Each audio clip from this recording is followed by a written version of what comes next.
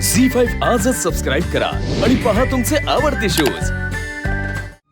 अरे शाळा म्हणजे कटकट नाहीये। आमच्यासाठी आहे आणि नुसती कटकट नाही, रोजची डोकेदुखी आहे। दिवस उजाडला की 100 प्रॉब्लेम ते शाळेच्या आमच्या समोर येतात। कंटाळलो आम्ही ते प्रॉब्लेम सोडवून।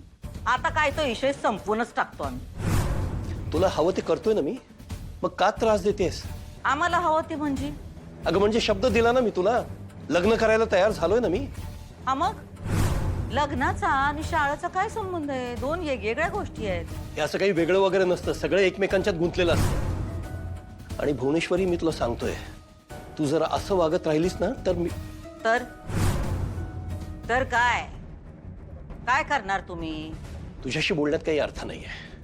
खूप समजावतो मी स्वतःला की शांतपणे बोलूया, समजुतीने घेऊया, पण तू ते होऊ देत नाहीस।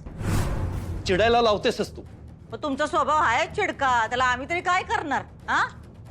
आणि आता तुम्ही आम्हाला वचन दिलेलं आहे, तुम्ही तुमच्या पोराच्या डोसक्यावर हात ठेवून शपथ घेतल्या।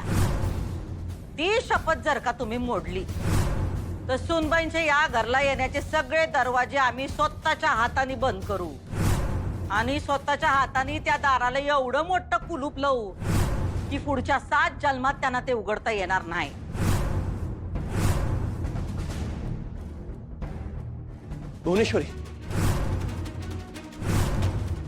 भुवनेश्वरी हे अपेक्षित नाहीये तुझ्याकडून। तू शब्द दिलास मला, तू अक्षराला आणशील म्हणून तू आता असं नको म्हणू। आम्ही आमचा शब्द पाळणार।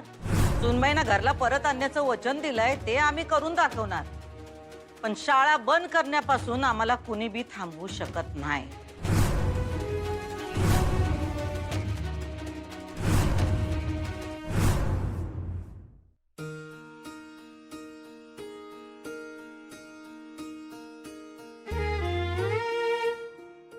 तुझे बाबा भेटले होते का?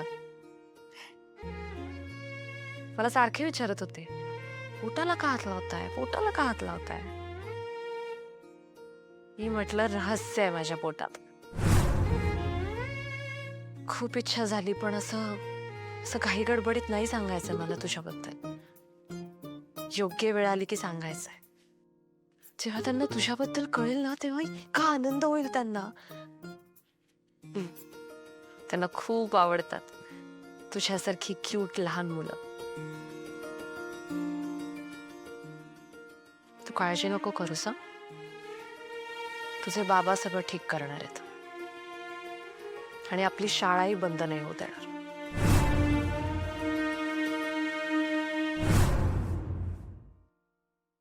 हा बिल्डर साहेब, कवा वेळ काढताय तुम्ही? ते ठाव आहे आम्हाला, आता आमचा फोन गेला म्हणल्यावर तुम्ही वेळ काढणार। नाही, आमचं म्हणणं एवढंच होतं की आता ते शाळेचं घोंगडं किती दिवस भिजत ठेवायचं? ते काय म्हणतात ते ऍक्शन मोडवर गेलं पाहिजे। हा भेटूया आपण, आम्ही तुम्हाला लोकेशन पाठवतो, बोलू आपण। हा ठीक आहे।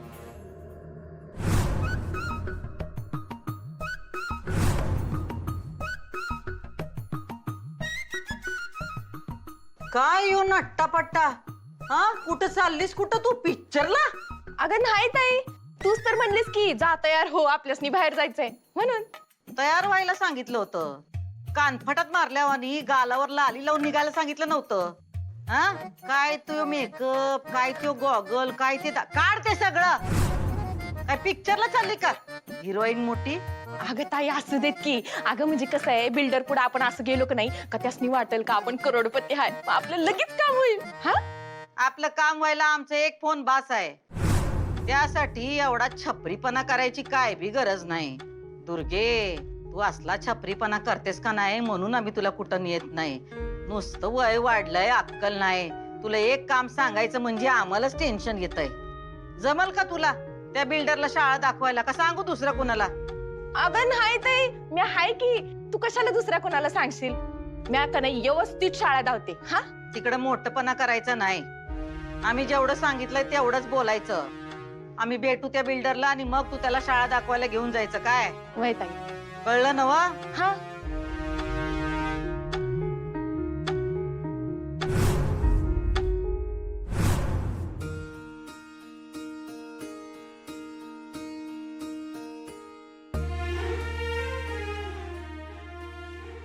मी बाबांकडून 10 दिवसाचा वेळ घेतलाय.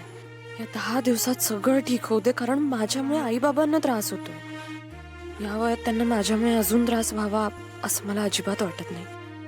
मला शक्ती दे. मी 10 दिवसात सगळं ठीक करू शकेन, माझा संसार परत मिळवू शकेन आणि शाळा बंद होण्यापासून थांबवू शकेन.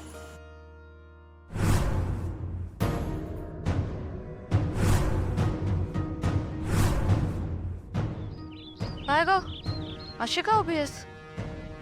तुझ्याशी बोलायचं होतं. हा ठीक आहे, घरात जाऊन बोल. घरात नको. का?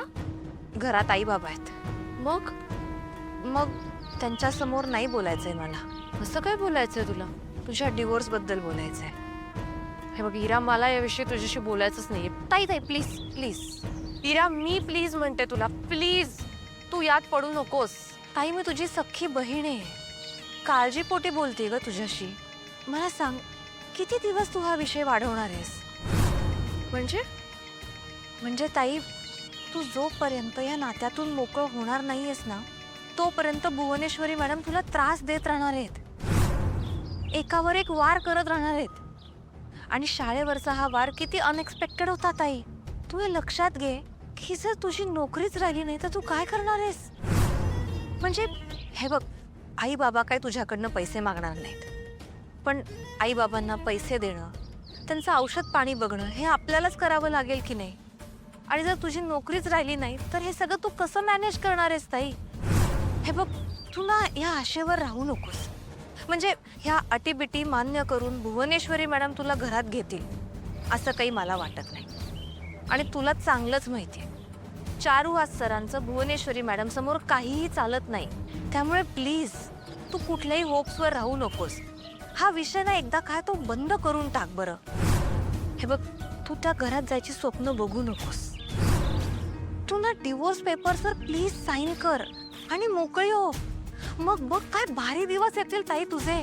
ताई अगं, तू मागशील ती रक्कम मॅडम तुझ्या पायाशी टाकतील. तुझ्या जागी मी असते ना तर मी हेच केलं असतं. अशी पोटगी मागितली असती की मॅडमना ती देता देता नाकी नऊ आले असते. ताई अगं, तुझ्याकडे त्यांचा वचपा काढायची संधी आहे. इरा, तू काय बोलतेस? तुझं तुला तरी कळतंय का?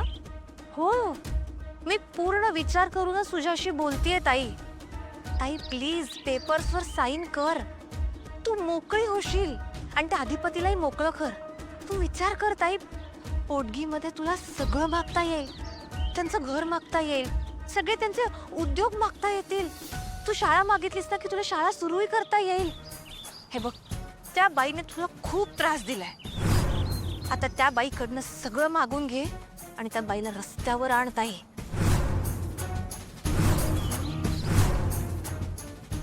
तू राणीसारखं जगशील ताई. विचार कर.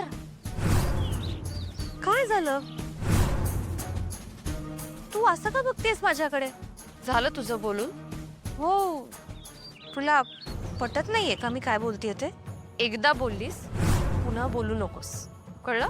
ताई अगं प्लीज, हे बघ, एकदा प्रॅक्टिकली विचार कर. तुझं आयुष्य, माझ्या आयुष्याचं काय करायचं ते मी बघून घे. त्यामध्ये तू पडू नकोस. अगं पण ताई, माझा सल्ला तू जे मला सांगितलंयस ते मी करणार नाही कधी.